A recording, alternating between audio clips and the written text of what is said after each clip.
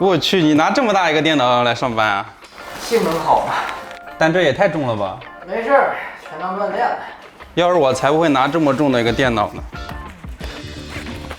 看我刚买的轻薄本。新买的？对呀、哪款呢？联想小新 Pro 13。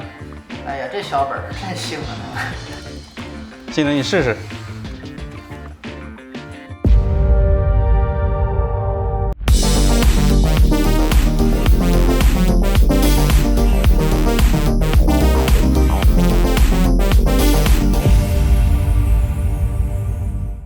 Hello， 各位，这2年说到轻薄本，相信不少人第一想到的就是联想的小新系列。那么就在上周呢，我们拿到了顶配的联想2020款小新 Pro 13的锐龙版。那接下来呢，就带大家一起看一下这次的2020锐龙版的主要更新，更多的是在硬件方面。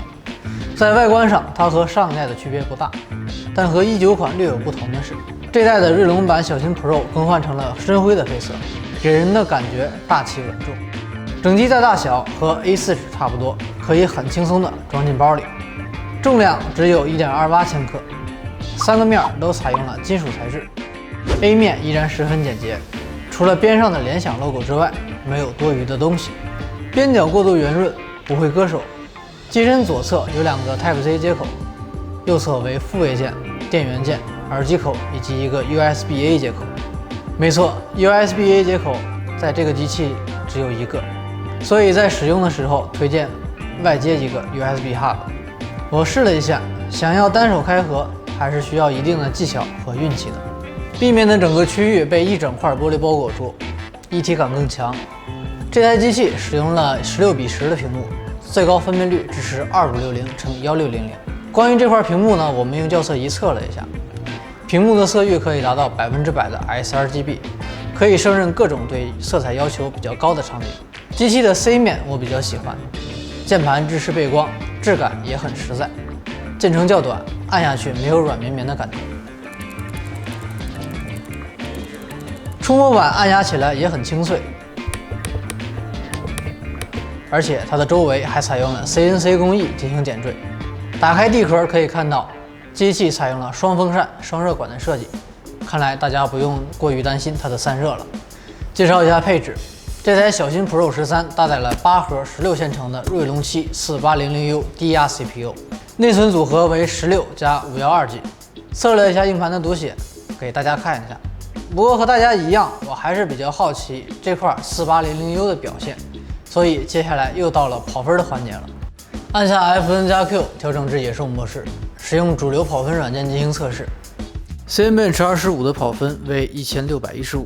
R20 的分数为3717，3D Mark 的 Skydiver 分数为11682，TimeSpy 的分数为1129，而大家喜闻乐见的鲁大师跑分成绩则飙到了近36瓦，用 AIDA64 单烤 CPU 20分钟，功耗始终保持在37瓦上下。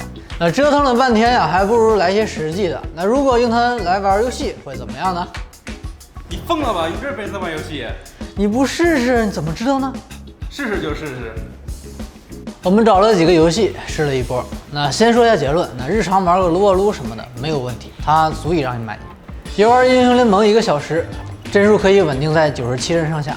进入 CSGO， 帧数可以跑到40多帧。那我们再来吃个鸡，将画质调至最低进入游戏，游戏帧数可以在24到25之间。在多人游戏的时候呢，帧数会略有波动。如果你不介意画质和流畅度的话，那这个也是勉强可以玩一玩的。在游戏1个小时之后呢，我们也用热成像仪测量了一下，发现它的最高温度在42度，集中在键盘左侧区。当然啊，这毕竟是轻薄本，拿它来玩大型游戏呢，确实有些难为它了。上网、码字、看剧、移动办公这些使用场景才是它的主战场。那说到了使用，就来顺便谈一谈它的续航。机器使用了一块56瓦时的电池，充电器的功率为65瓦。我个人觉得这个充电器呢还可以做得再小一些，但是它的充电速度就很厉害了，1个小时就可以将机器的电量充到80%。除了硬件方面，联想小新 Pro 13还有几个功能也是比较实用的。这个开盖开机可以在用户不接触任何按键的情况下，就可以轻松完成开机的所有步骤。智能感应这个功能对上班族来说非常实用。当你离开一段时间，系统就会自动锁屏；在你回来之后，系统就会自动识别人脸并解锁屏幕。总结一下，这次联想小新 Pro 13锐龙版的主要更新，更多的是在硬件方面，其搭载的锐龙4000系列 CPU 也没有让我们失望。那不得不说，这台机器真的蛮香的。好了，本期视频就先到这儿，希望对你有所帮助。